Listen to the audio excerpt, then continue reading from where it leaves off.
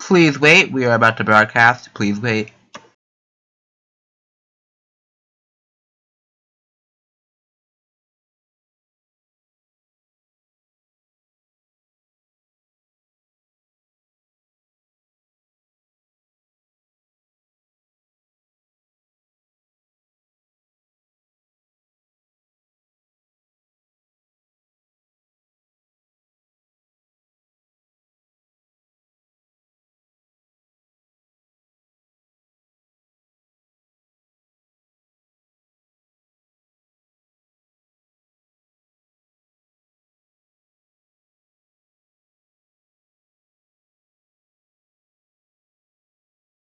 This is UFO TV, WJBS Jupiter Channel 50, broadcasting a authorization from, well, absolutely no one whatsoever. This is not our official sign-on, however we are doing a live sign-on with the test pattern to make sure that we got all our systems up and running d'accord. This is an audio test of speech.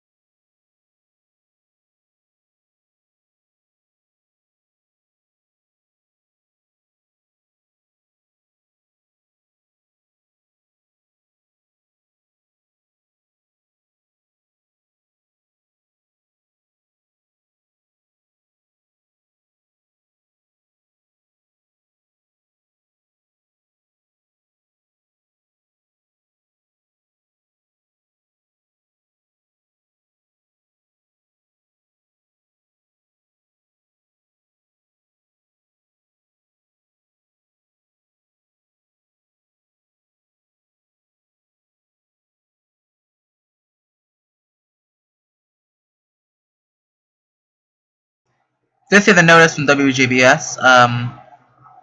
Due to copyright notices, we will not be airing certain episodes of Art of the Archive, the Super Hot Fire Rap Battle, and Bioman, or any Sentai series. We don't want to get this channel taken down because then, you know, we're screwed.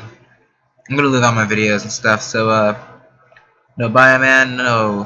Some of the we're gonna try to air other Art of the Archive episodes that I believe will not have any issues. If they'll have issues, well, I don't know what I'm gonna do. But then, you know, it'll be okay.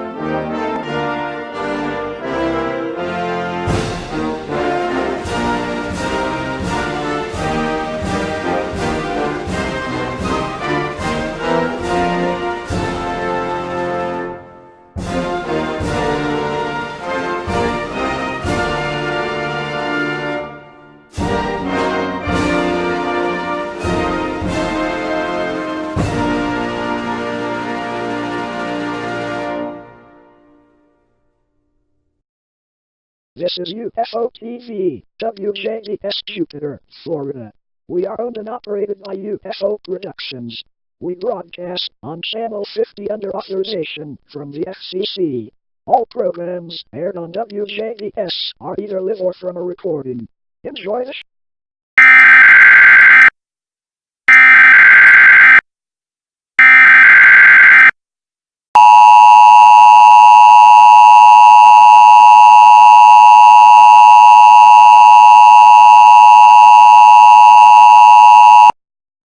This is a test of the emergency alert system. This is only a test.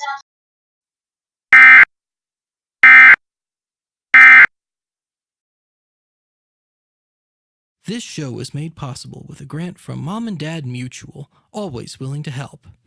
Ow, Mom! This is a test of the emergency broadcast service. For the next 16 minutes, the show will conduct a test. This is only a test.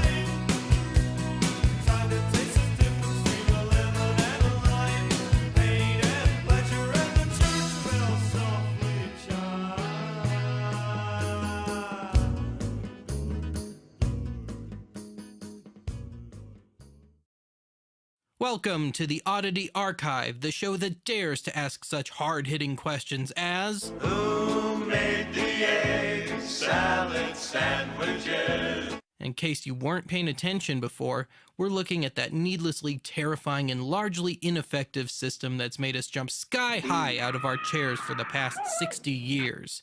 Today, we celebrate the first, and probably last, salute to civil defense broadcasting. When danger threatened him, he never got hurt. He knew just what to do. He ducked and covered. Now, given the government's unintentionally hilarious track record in the past year, it seems only just to give our salute to civil defense communications. For those who actually have a life, unlike yours truly, you may not have caught the first attempt at a full-on National Emergency Alert System test, or EAN test. This occurred back on November 9th of 2011 at 2 p.m. Eastern Standard Time. At this particular moment, any good red-blooded TV-watching or radio-listening American was treated to, well, something simultaneously funny and terrifying. The bulk of TV viewers got the EAS in a feedback loop, with the alert message repeating on itself every couple of seconds, by the end creating a total cacophony. Emergency alert system capabilities. This test message has been initiated by National Alert and Warning Authorities in coordination with emergency alert system participants, including broadcast, cable, satellite, and wireline participants in your area. Wow. DirecTV customers were treated to the soothing sounds of Lady Gaga's Paparazzi.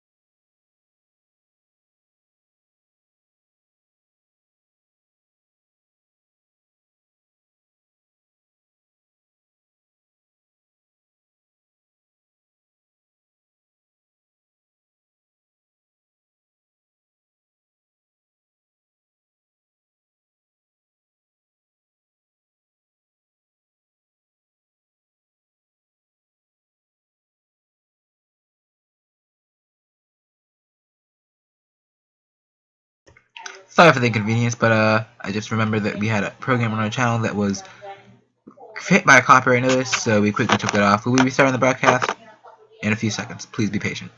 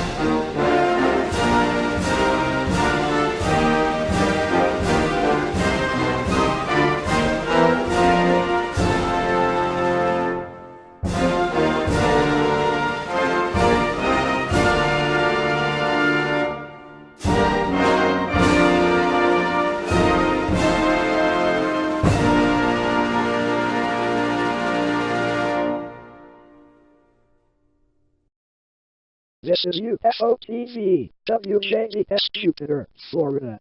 We are owned and operated by UFO Productions. We broadcast on Channel 50 under authorization from the FCC. All programs aired on WJBS are either live or from a recording. Enjoy the show.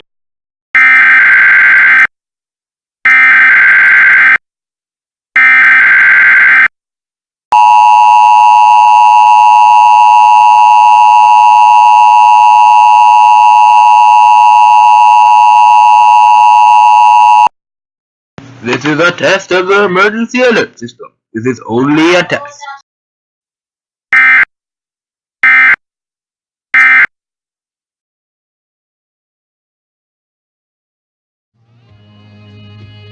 Oddity Archive. The time is now 9 o'clock. Our next program will begin in 15 minutes.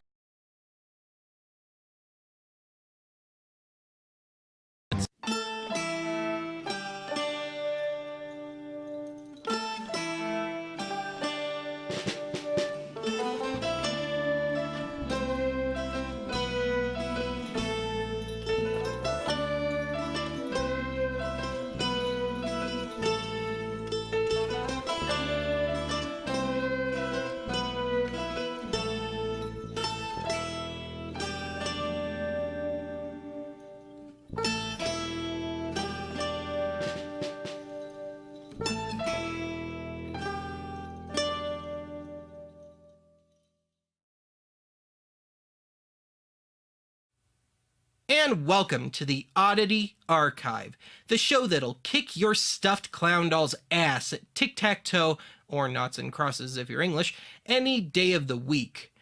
I hope to answer a couple of deep, burning questions today, deep and burning if you're a total geek anyway, as they pertain to test cards and patterns. For example, what's with the girl on the BBC card? Why is she there? And more importantly, a question that's been burning on my mind for years, amongst others, what's the significance of the Indian head on the test pattern that we've been using here in the States since the dawn of commercial TV?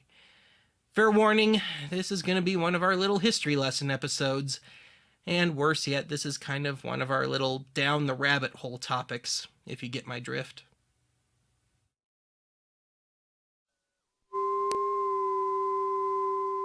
We've all seen, at the very least, the color bars at some point in our lives, and their significance seems pretty obvious. It's a way to test the accuracy of the color on your TV, computer monitor, etc. Well, unless you were a total coward like I was growing up, in which case you figured it was just the mean old TV station trying to scare you. Like the emergency broadcast, now alert system, to the non-geek, or cowardly child as the case may be, it all seems, frankly, pretty random. At first, anyway. However, unlike the EAS, test patterns are a lot more, shall we say, functional.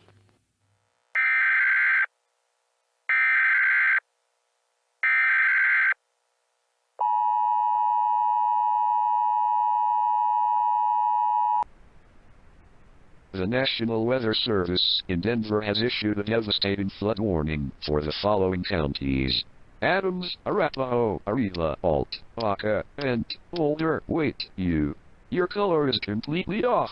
How can you expect us to warn you of this biblical level flood when your contrast is so low? Don't you care at all about picture quality? I swear, some people should never be allowed to own televisions. What a maroon.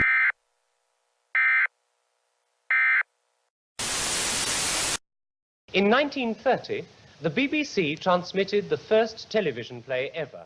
During the era of the Baird TV system in England, broadcast standards were few and far between. Pretty much the only broadcast standard at the time was the 3:7 aspect ratio. Indeed, the broadcasts themselves were generally somewhat inconsistent as to where exactly they fell on the broadcast spectrum, meaning that viewers were left to do a lot more fine-tuning. Though the BBC got involved in the Baird system in 1932, little was done at first to change much of anything. Some high-end televisor sets, read the Baird 30-line TV, had a crude, built-in synchronization adjustment dial to help align the picture, to help offset the inconsistencies in broadcasts as well. But what little help the average viewer would have gotten from the BBC during this period would have been via the quarter and the wedge test patterns, and those were, at best, used to give a clean image for you to attempt to adjust your reception to.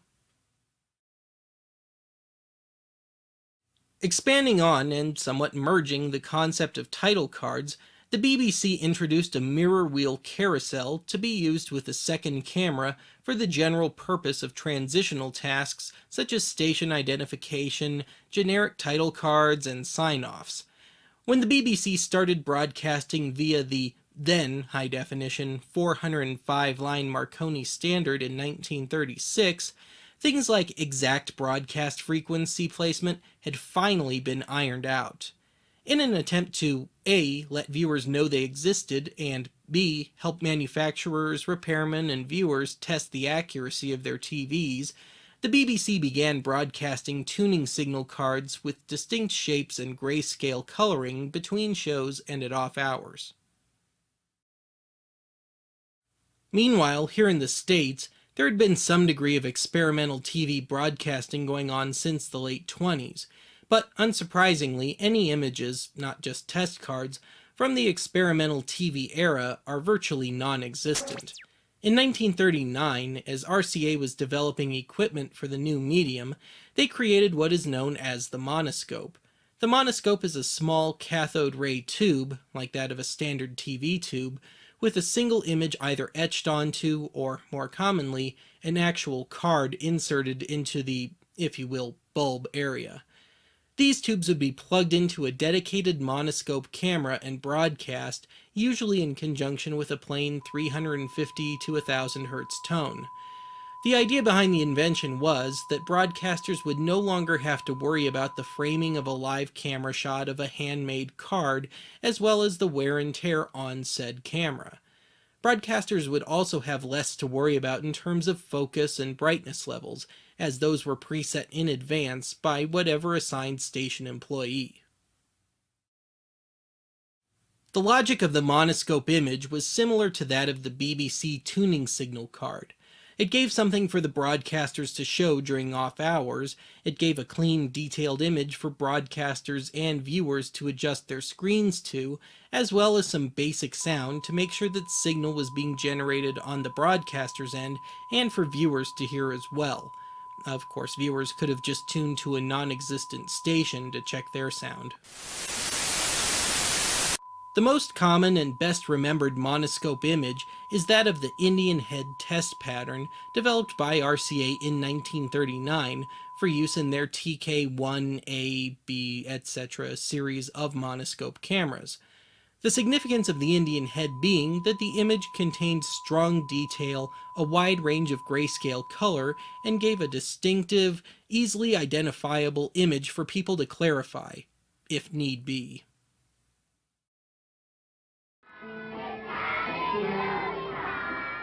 As TV became more prominent, the monoscope was rejected in favor of 35mm slides and the like.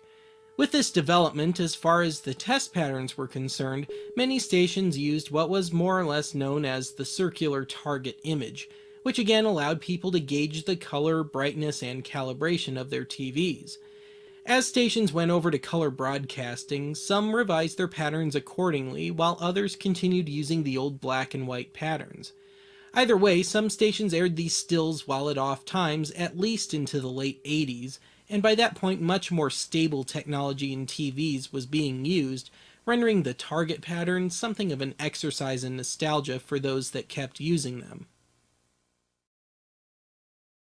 Back in England, between the 1940s and 60s, the BBC used a long succession of test cards, each delivering a more heavily detailed image than the last. Indeed, many other countries aped the BBC's 1960s designs, lasting to this day. But I digress. In 1967, the BBC delivered what would become its defining test card image. George Hersey was a broadcast engineer for the BBC who was charged with the task of creating a test card to test all colors, artificial and natural, for the BBC's transition to primarily color broadcasting. The idea to cast his own daughter, Carol, in the pic was born out of two very practical facts. First, the low cost, and second, the fact that children's hair and clothing styles change a lot less often than their adult counterparts, meaning that the image could be used for a much longer time with less danger of it looking dated. Just about everything within the picture of Carol holds significance.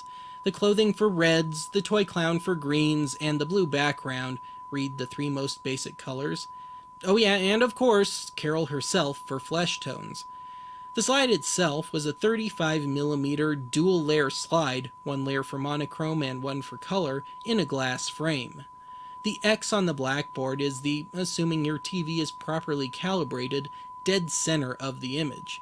Test Card F and its subsequent variations, featuring Carol that is, remained in some degree of semi-regular use until the BBC's completely HD channel was closed in March of 2013, and one would imagine it might still be used in case of technical difficulties or something. Do you remember it at all? Do you remember doing it? I remember sitting for the photograph. Carol herself holds the record for most broadcast screen time anywhere in the world, equivalent to about 8 years worth of screen time as of 2006. Carol herself has since become one of England's most highly regarded theatrical costume designers. Back here in the States, we began using our most ubiquitous broadcast image on a truly regular basis around 1978.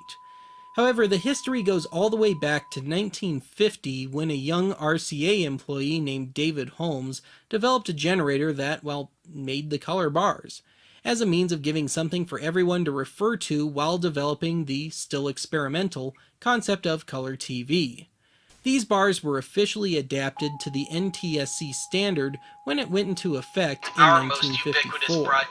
This setup eventually came to be known as EIA 189A. However, the history goes all the way back to 1950 when a young RCA employee named David Holmes developed a generator that, well, more famously, viewers have seen the SMPTE or SMPTE color bars, SMPTE standing for the Society of Motion Picture and Television Engineers. While I haven't found any definitive confirmation, I have good reason to believe that the SMPTE ECR1 system, if you will, was finalized by one Al Goldberg of CBS Labs in the mid-70s. The first official name of the SMPTE bars was ECR1 1978, presumably for the year it was finalized, and as I implied, there have been a couple of nominal updates since then, most notably in the transition to high definition.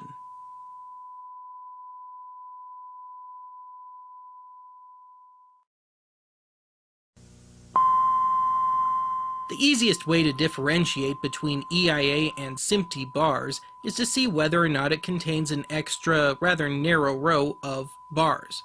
Aside from this, a fair number of variations of the color bars in general are split by an area of gray to black-ish scale on the otherwise black area in the bottom right area of the screen. This is known as plugge, and it exists to help test brightness.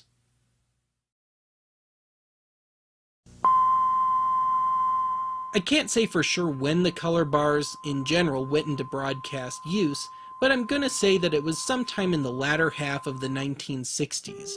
Unsurprisingly, the two pre-1978 off-air recordings I found with the color bars both use the EIA 189A setup.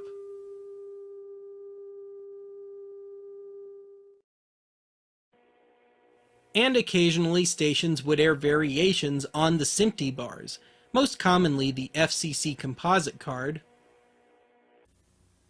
and the multiburst.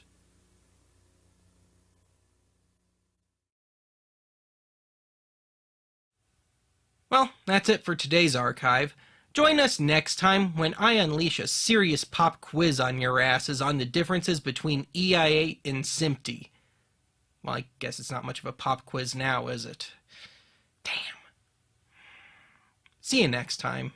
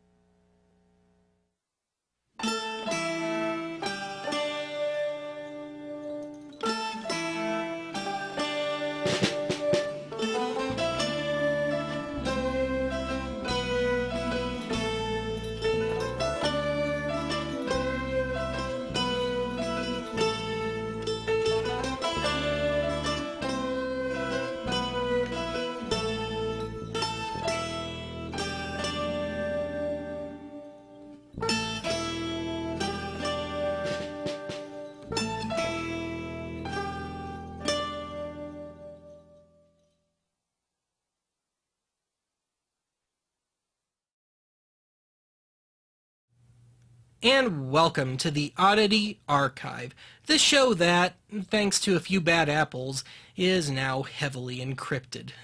Congratulations. Conveniently enough, I figured that today we should take a little look at the most famous or infamous form of video copy protection, macrovision. And to all you wannabe anarchists and pirates and stuff out there, this is not meant as a how-to video.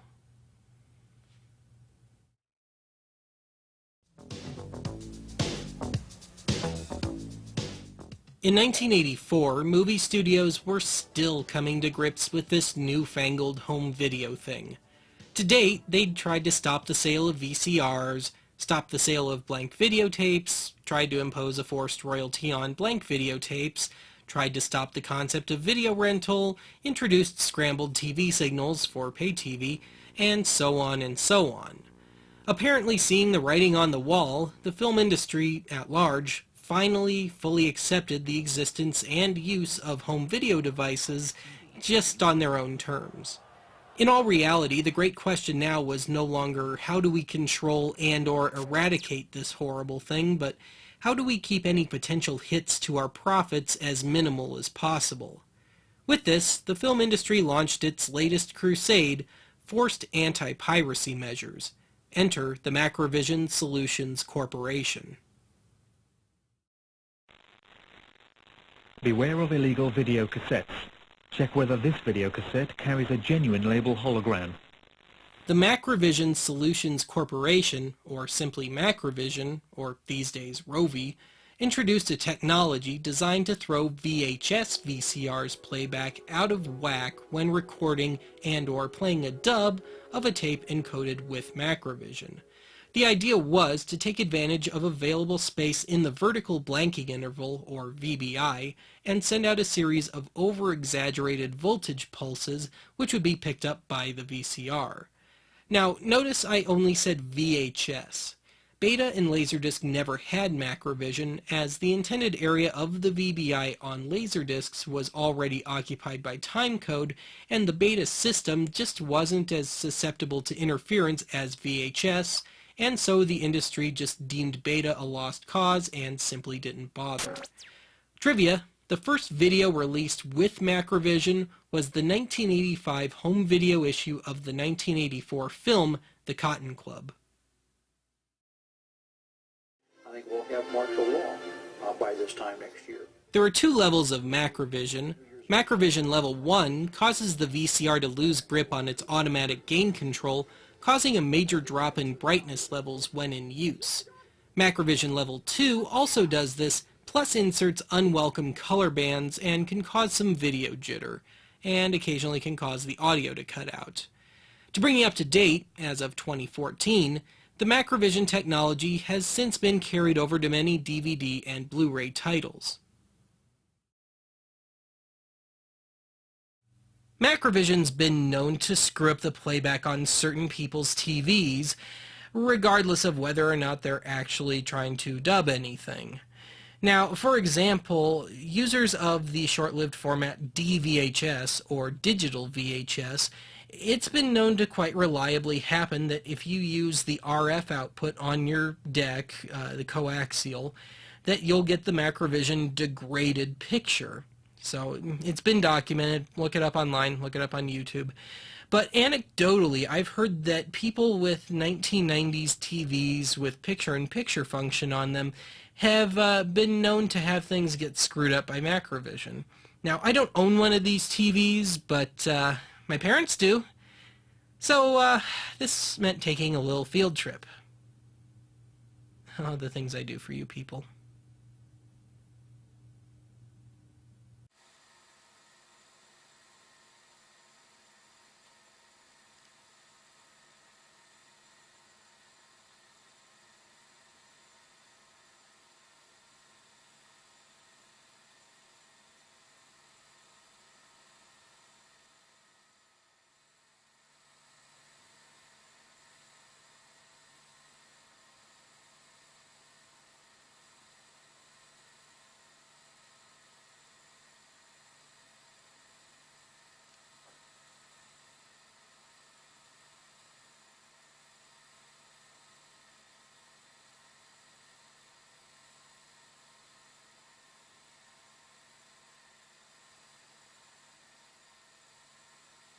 as far as my parents' 1998 Trinitron is concerned, myth busted. Now, a problem I had in trying to get today's show together was just to provide you some examples of macrovision in action. You think that wouldn't be too tough. But my usual method of capturing video just didn't work here. My digital 8 camcorder failed me.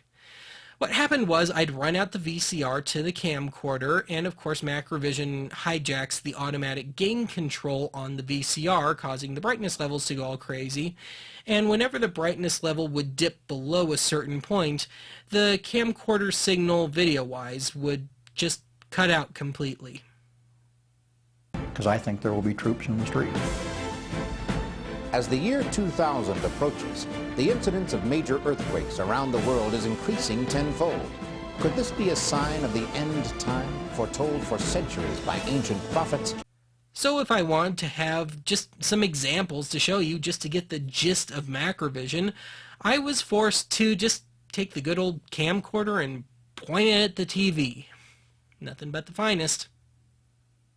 I think we'll have martial law by this time next year. I don't think there will be New Year's Eve celebrations like we have seen them in the past, because I think there will be troops in the street. As the year 2000 approaches, the incidence of major earthquakes around the world is increasing tenfold. Yet another problem I had in prepping today's episode stems from the fact that I recently purchased an SVHS or Super VHS unit from a thrift store, and I mean it works just fine and everything. You think, why is this a problem? Well, before I even get into that, I bought it for two reasons. One, if I ever found any SVHS footage, I could play it properly and transfer it properly. But two, and more importantly, I could get a little boost in quality using the S-Video jack on the deck to just give a little boost in quality for stuff I do for archive. But as I said, you'd think that this wouldn't really be much of a problem. But it was, in that, of course, the first project I'd undertake using this thing would be the one where I find out that this thing doesn't acknowledge macrovision completely.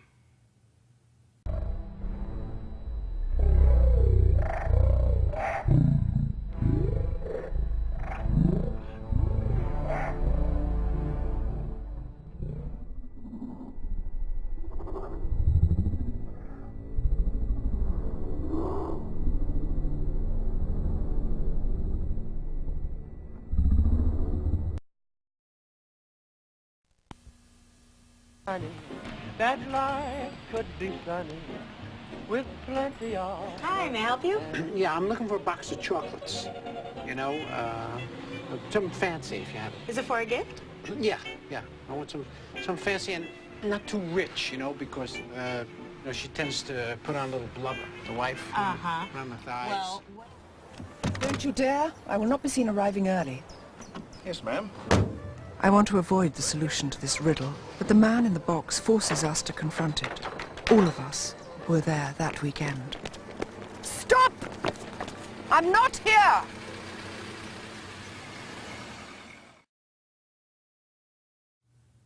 Unfortunately, of the 3 TVs that I own, none of them have adjustable vertical hold on them.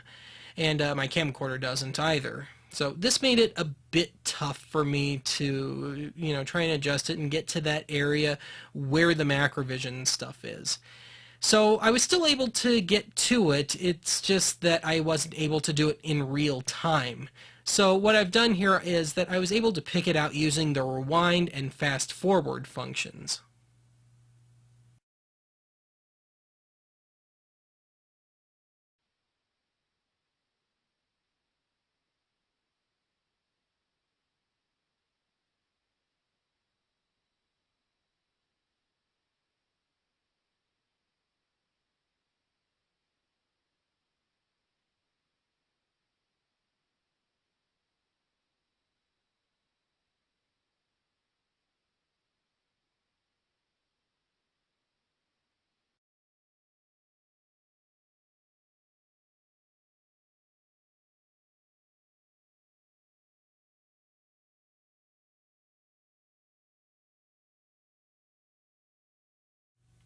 Since today's show came up a bit short time-wise, I just wanted to take a few minutes here at the end at my box and informally discuss, dare I say, a more controversial form of copy protection. Now, starting around 2004 or so, the music industry was starting to play around with DRM technology, or digital rights management. And probably the most paranoid and stupid thing they did was, well, it's known as the Sony Rootkit. And starting around late 04, early 05, Sony put out about 100 or so albums that contained software on the CDs, actually more like malware. But anyway, I've actually saved one of these. Actually, it's the only one I've ever had. I still have it, bought it at the time. This is a 2005 remaster reissue of Rosanne Cash's 1981 album 7 Year Ache. More on this later. But anyway, you'd get the CD, you'd pop it in your computer, and it would just install all sorts of beautiful software without your consent, without your approval. It would just do it. And it was really more like malware anyway. And worse yet, what would happen is that it would kind of open the door to more malware, and it caused some problems with people's machines. And long story short, some lawsuits were filed, the CDs were pulled from print, and Sony repressed the CDs, and they allowed people who had bought these things to swap them out for free, which I did not do. I wasn't really thinking ahead, I was just lazy about it. Now, I knew that this had malware on it when I bought it, but I figured, whatever, I'll just make a copy of it in my standalone CD burner, which I still use, and I'll just put that on the computer because it's a separate layer of data on the CD. It's not like Macrovision where it's part of the content itself. It's separate. So I just did that, stuck it on the computer, stuck it on the iPod, and that was it. But I can't, well, I could, but I'm just not going to give you any examples because there's no point in it. Either you can or you can't play the disc. It's as simple as that. It's not like Macrovision where it degrades the quality of a dub or something, or it does anything.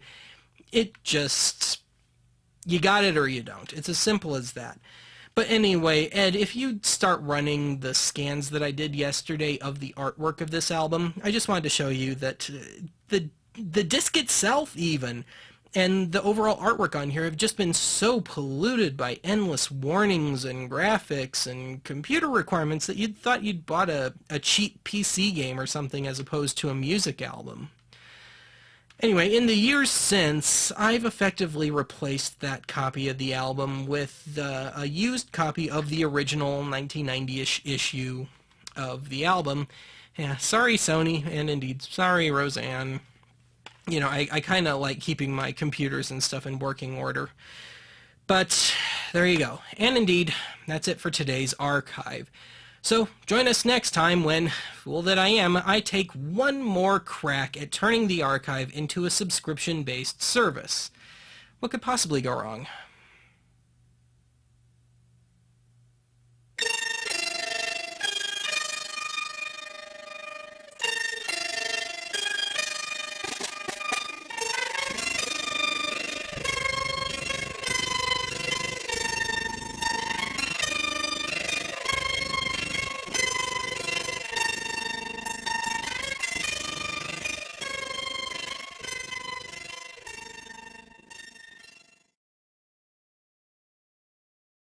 Stop! I'm not here!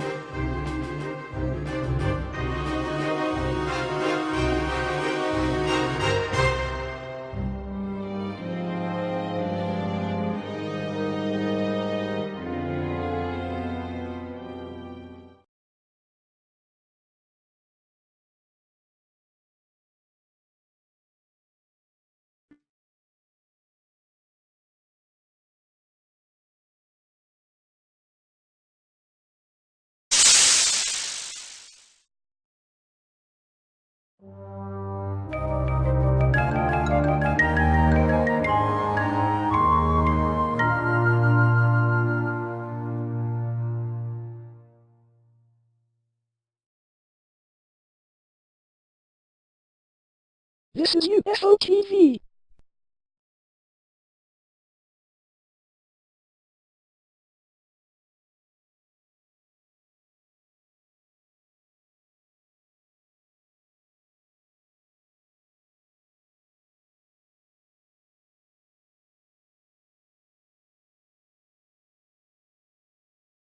Please, think of the Pokemon. Hello, I'm Microsoft Bacon, and today I'm here to talk to you about bacon. Bacon is love. Bacon is life. Bacon is the best thing ever. Don't believe me? Well, you have to. I'm Bacon, and I approve this message. This is UFO TV. And now, our national anthem.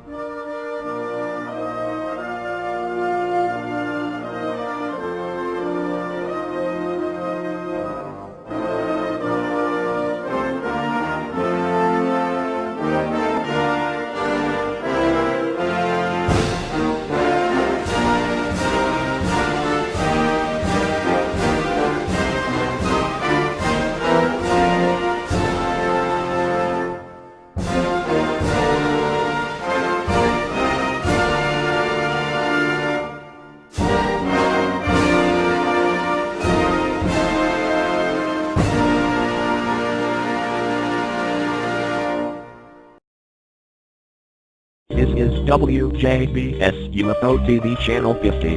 WJBS is owned and operated by UFO Productions, with studios and offices located at 335 Center Street, Jupiter, Florida, 33458. We broadcast on Channel 50 under authorization of the FCC. All programs broadcast on this channel are either pre-recorded or aired live. This channel is only for viewing on TVs where no cover charge is made for viewing. If you want, go to UFOTV.com to watch us on demand online. We will sign back on the air at 6 a.m. Good night.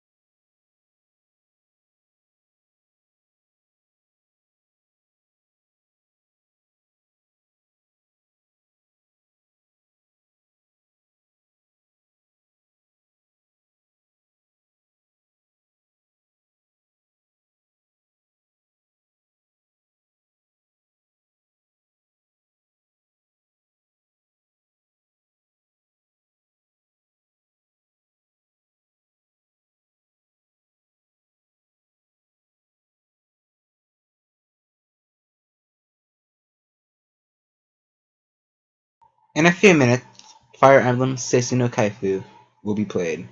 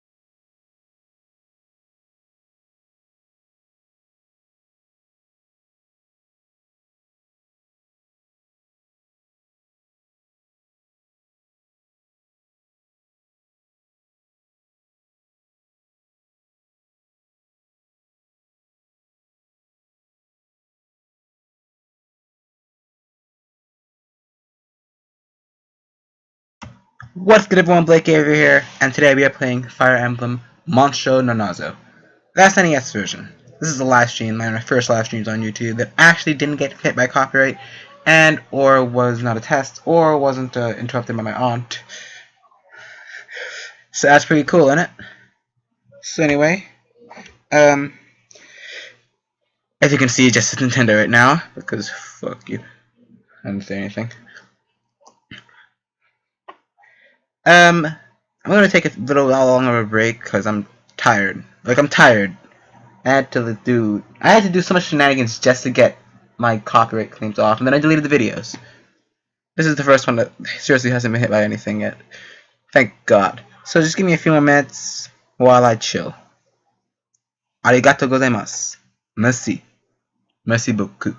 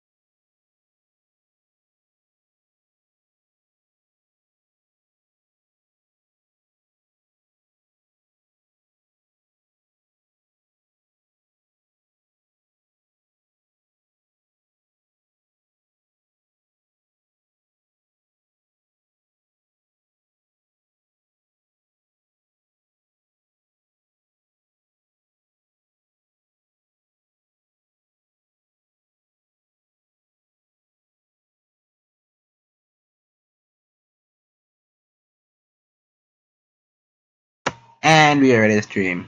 What's good everyone, Blake over here. Let's do this. I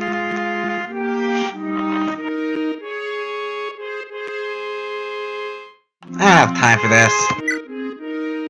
I love this. I love this so much.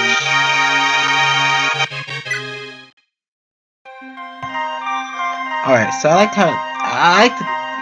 honestly, I don't like this game as much as the Shinosu and Nazo because damn DS graphics. But there's no lag on this, which is cool. Not to mention you get the picture between book 1 and book 2. Oh God. No one cares. No one cares about that. Well, some people do. This is not my job to tell you about the entire Fire Emblem series plot.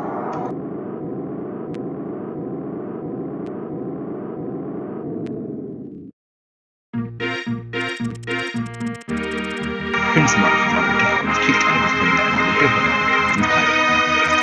no one gives a shite talk.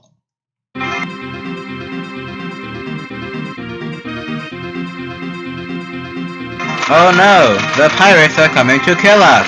Whatever shall we do?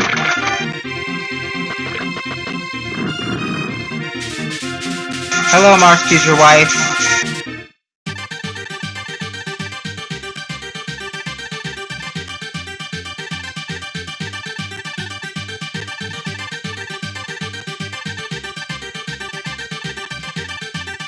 What I don't like about this is that it's called Altia-Artian. It's kind of hard to say to me. At least the characters don't look like they want to kill you. Another weird thing about this is that the bosses, when they die, you hear the death sounds, and you know, nah. That's not supposed to happen because they're bad guys, but whatever. SNES time for weird.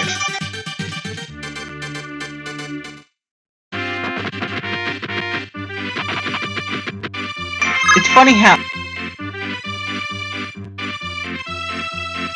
option button. It's kind of funny though how all those units could fit into one port in cutscenes, but then when you try to put more than one unit into one port, it can't happen. It's fine. Hold on while I change my push talk button. Jesus Christ! I didn't realize. Hold on.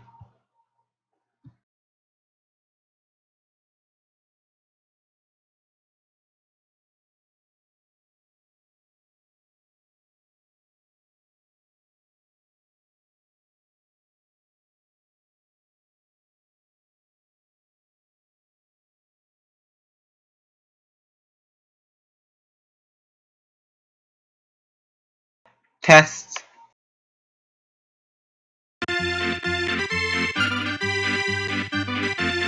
Alright, so Mark, my boy,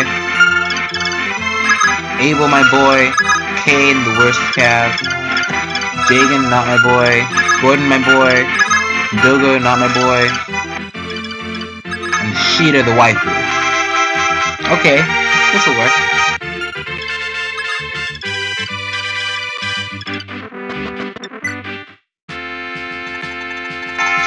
This guy has too much hair on his eyebrows. It doesn't look right. It's always at least one of these guys in most of the old Fire Emblem games. Except for Awakening, as far as I know.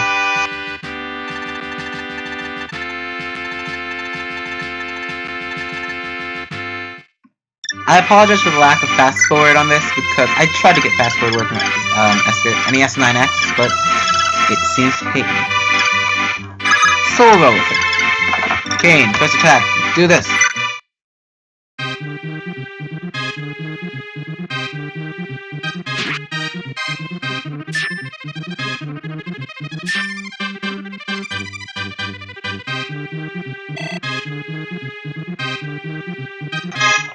The music sounds so suspenseful, I love it. Let me just change the setting real quick.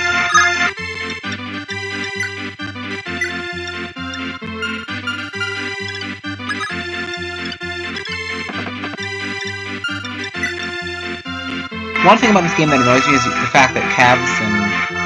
well, let's just use the general term calves have to dismount when they want to use their swords. It's stupid! But, you know, I have to live with it, so,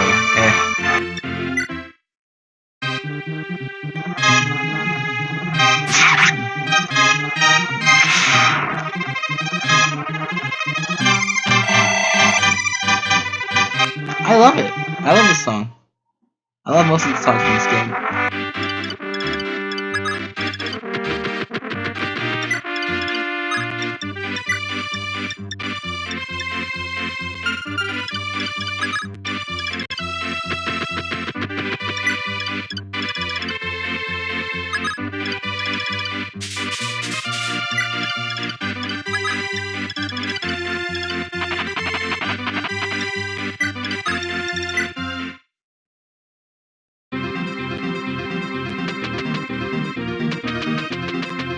This also sounds really good. It sounds suspenseful.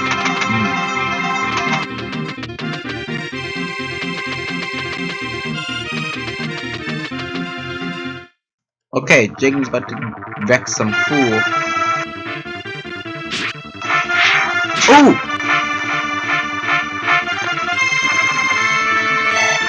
Jagan will be the first one to die. Jagan will be the first one to die. Guaranteed. No one likes him. I mean, some people do, but I don't. He looks gross. Kind of like Epi6 Marcus.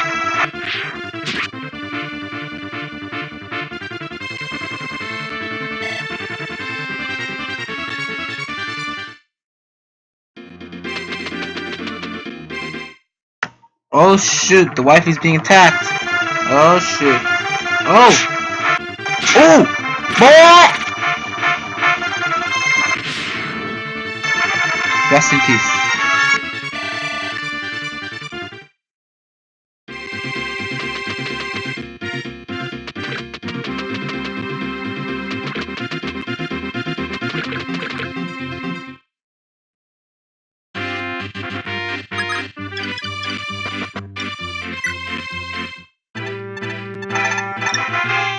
This is the army. What do you want to do?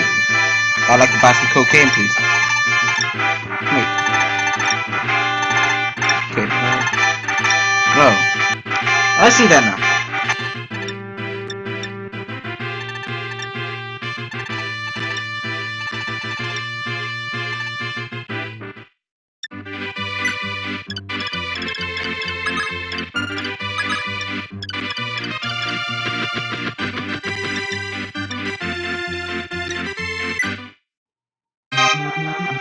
Burger, you suck.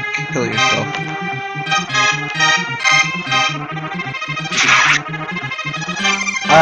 I'm thinking the next game we play will be Seisei no Kaifu because I love Seisei no Kaifu. I love it. I suck, but I love it so much.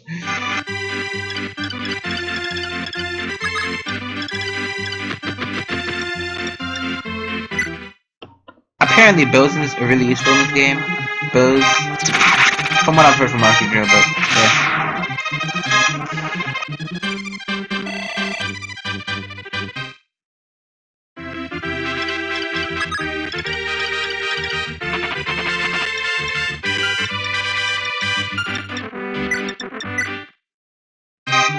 Boy!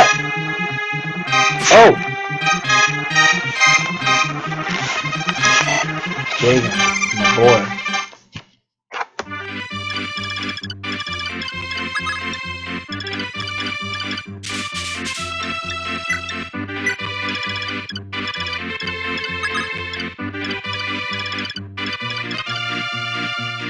The funny thing is, in this game there are no color flex. Color flex are non-existent in this game. It's kind of sad, honestly. Cause like, one archer is the same with another archer. Probably why they made both our main archers green here, but yeah.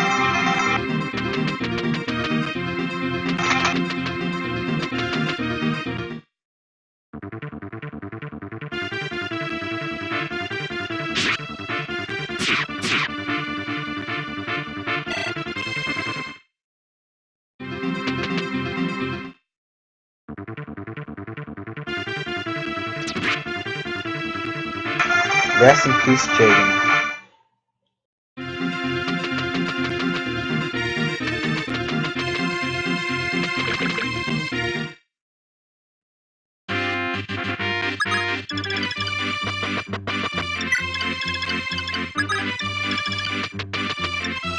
I apologize if we get silent all of a sudden. I tend to get really into Fire Emblem when I'm playing it. Really into it, so much that I don't even care what commentary. I just play. So when I have something to say, I'll say it. Otherwise, I'm gonna shut up.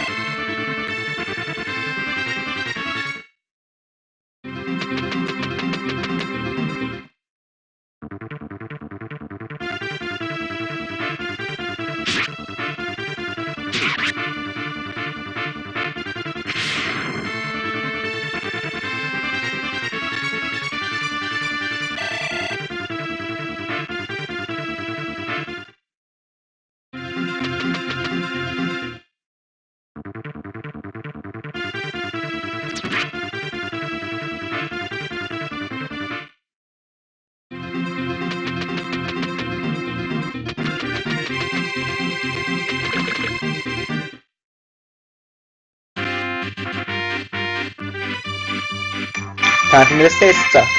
Marth is really good when you get him close to Kata because apparently I have a bond support thing that's in older FE games. Not older FE game, but in this FE game, where you get a crit and boost in hit rate and crit. Marth's crit rate here hops up to like 26%. Plus crits happen a lot in this game, so I like that. It's beautiful.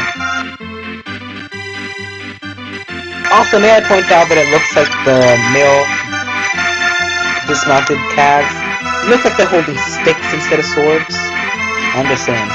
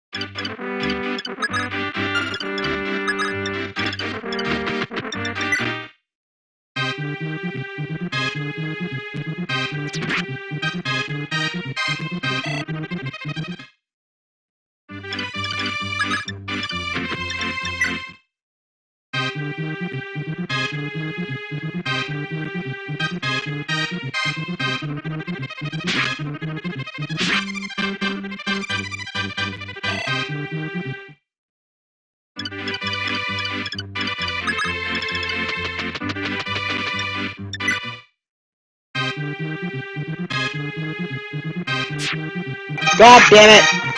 Bitch! Jake, I take that back. You're not that bad.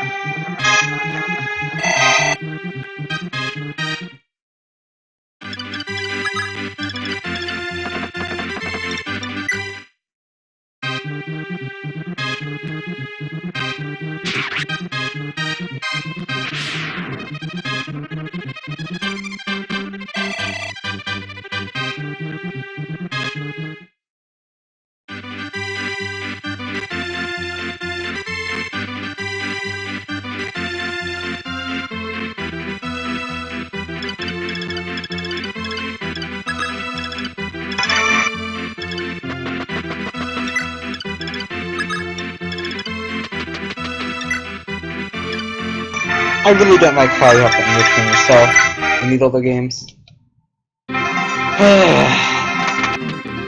Maybe it's because they like the field music, the battle music, no, the map music.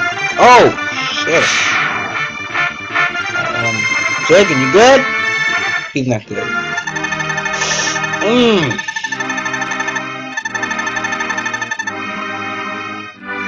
Well, Jagan is killed, guys.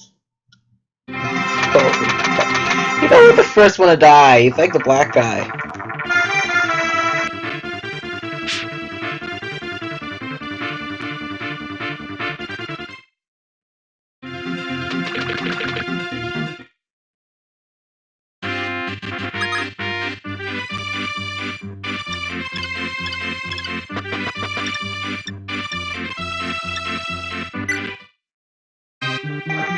You don't hurt Jagan!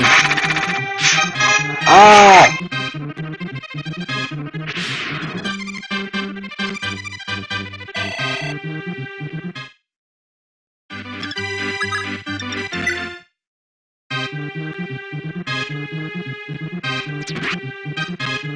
I know a lot of people get annoyed with animations, but personally I love the animations. The battle music makes it all worth it, boy!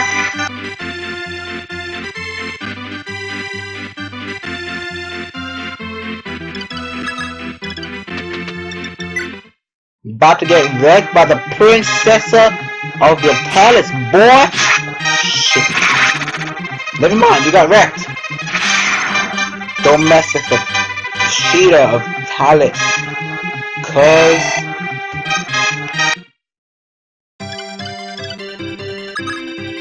Well, it looks like we're winning. Don't fail me, Abel, or else I'm gonna have you slaughtered. Notice how Abel's hair art, his art is green, but then like he has red hair. I'm just saying, it's stupid.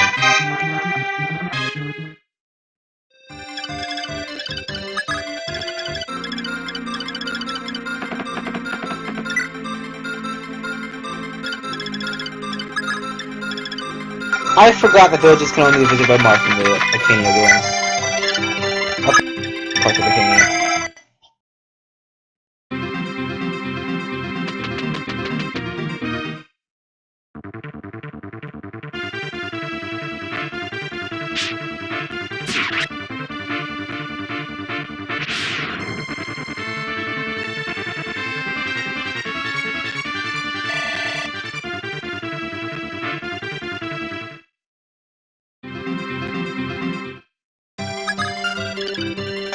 Alright, so, just realized I didn't even tell anyone it's gonna happen in the live stream. Probably no one's watching. I'll probably take this down and then re-edit it so that it's a video instead.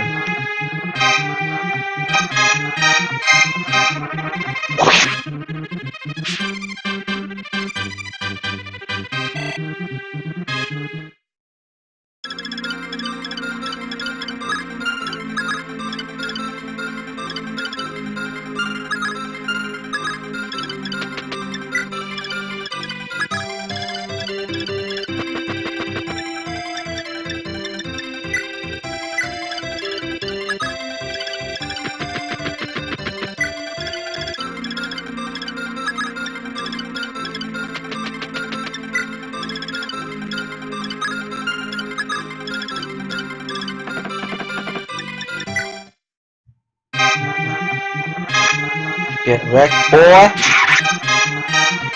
Instant wreck. Yeah, yes,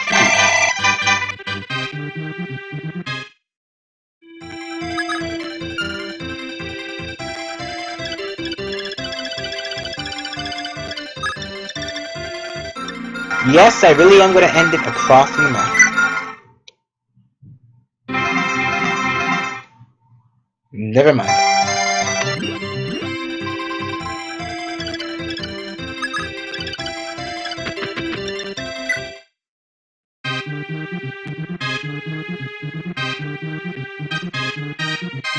It must take a lot of training just to walk on that armor, like, holy crap. Level up, boy!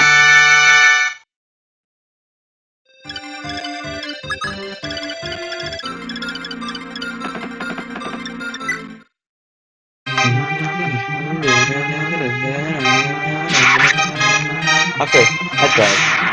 But he's dead. I gotta level up, I gotta level up. Level up, boy! Notice that they say weapon level up 1 point? Weapon level in this game is like a growth. A stat.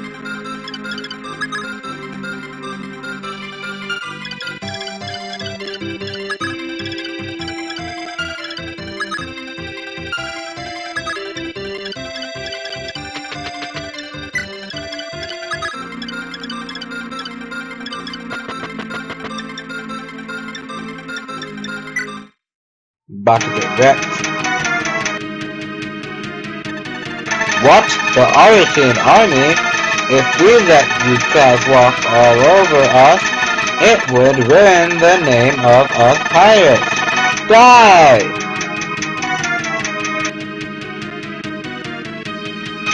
Oh! Oh! Oh!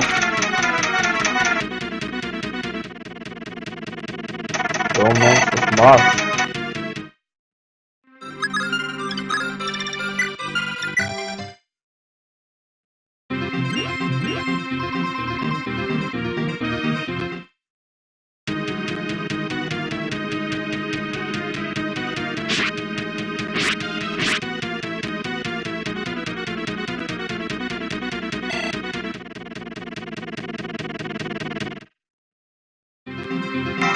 Okay, Marth is getting beaten up really hard.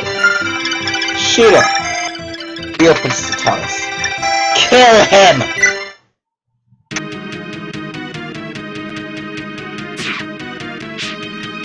Oh! That was a bit too loud, I'm sorry. Watch what I'm talking about. Okay, just let she to get that level up.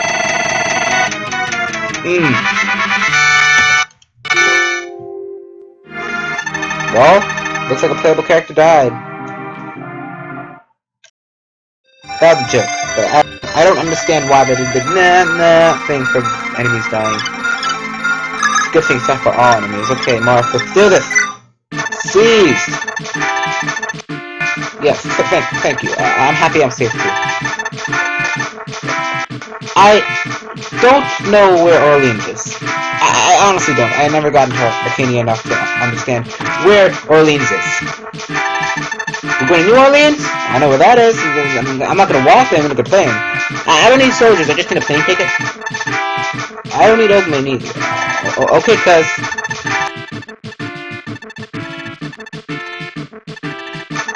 Oh, I wish I could skip this.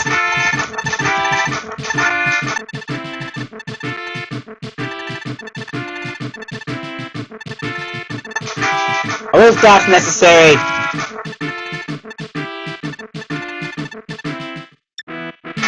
Well, I think it's time to put some paste in the pipe. Save that. We are done here. Genealogy of the Holy War.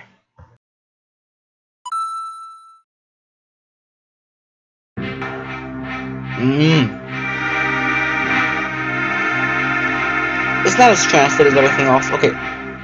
It has some weird translation issues. This is the latest version of the translation patch. In my opinion, the superior version.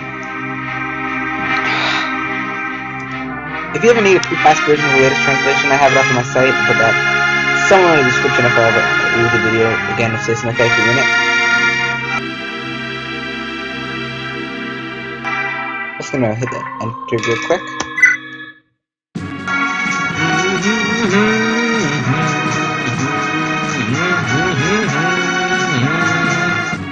I love it.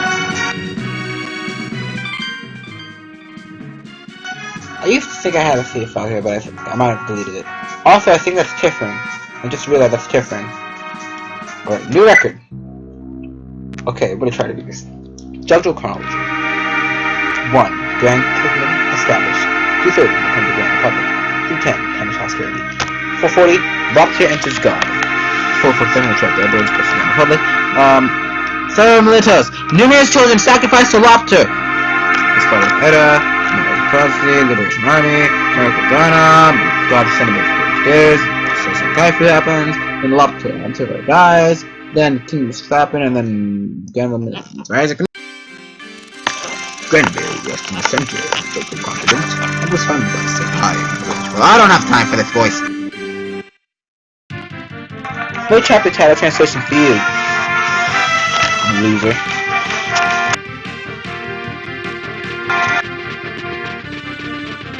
Before anyone else complains about their whole oh god, the enemy phases in this game are too long for me. I'm sorry!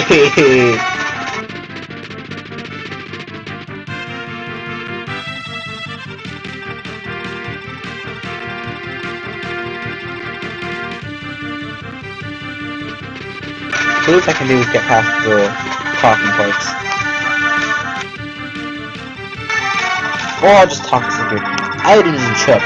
Gandalf's army waits to use a jump cast. No one's going to see you and if you do something, you're in charge while I'm gone. Sir, you're not planning on going alone, are you? Granville's military is already on Mount Isaac. There really is no one else to call on. The Dawn's army full of barbarians, but excuse your bounty casualties. I can't get you involved. Excuse me, sir. We were born into the knighthood and are prepared to die fighting.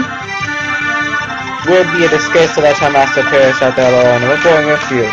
Alec, you're with me on this, aren't you? I always keep to get Alec and Noish, like, Alec felt like more of a Noish type person, and Noish looked like, sounded like an Alec, I don't know. Noish just sounds mature than Alec.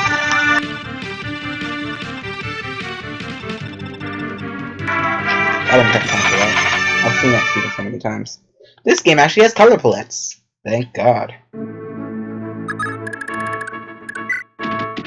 So good! So good! Let's really can make this better. Not to mention, this is one of those games where weapons actually look different depending on what weapon you're wielding. I love it.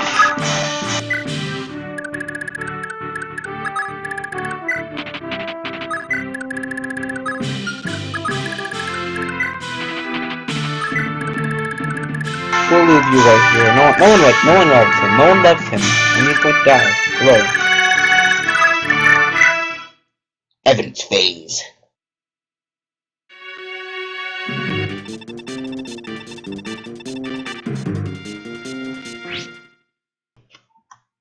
Now, if you do math real quickly, I don't think that's enough to kill him, but scripted battles are nice, aren't they? Attachment 7, defense 7.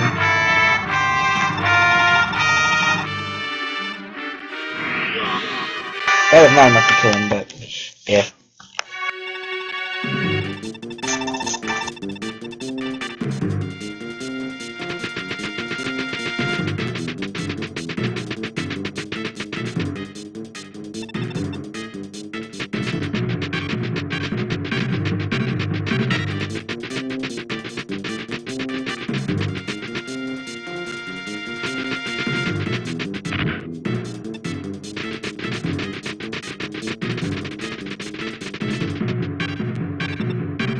Here are the awesome enemy fusions you have.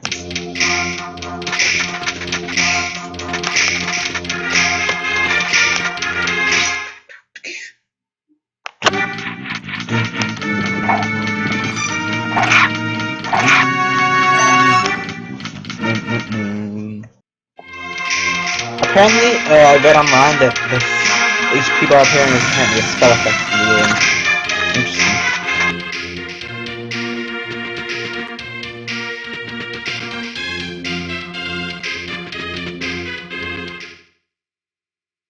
Our turn to wreck, boy.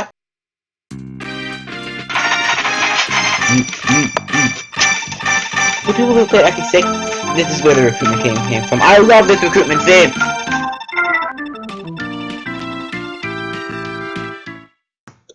Also, Azelle is best mage. I'm just telling you, Azelle is the best mage. Objectively speaking, Azelle really is best mage. I mean, look at this!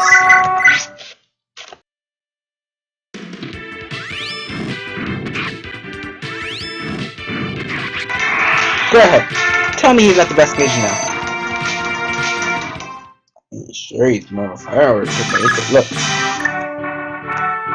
Fire B, Thunder C, Wind C, spitting that super hot fire, boy.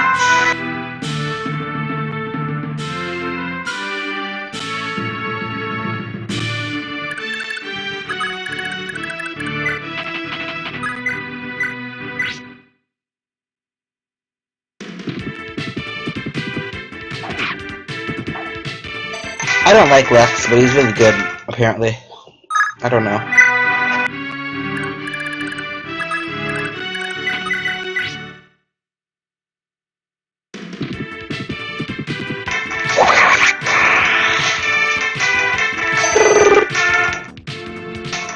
Next time we do a stream, we might do Funo Tsurugi. My customized version of King Zephyr as only character.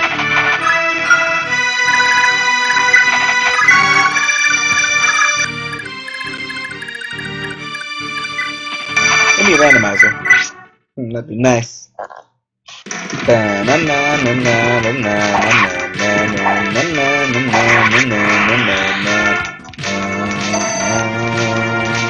I apologize for my humming. But damn. Okay. Old Town.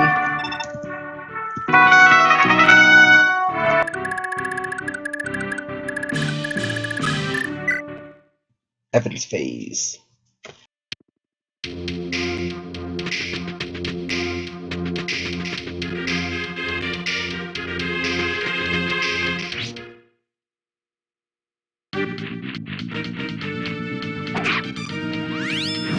Not the best mage.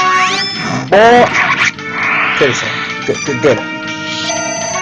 It's all dying, get a medic! Oh, right, we have no care with. Oh, god. Probably gonna stop streaming soon. We'll pick up wherever. And then the phase ends.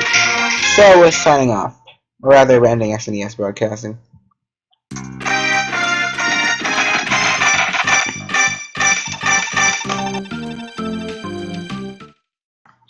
Peace out, my home.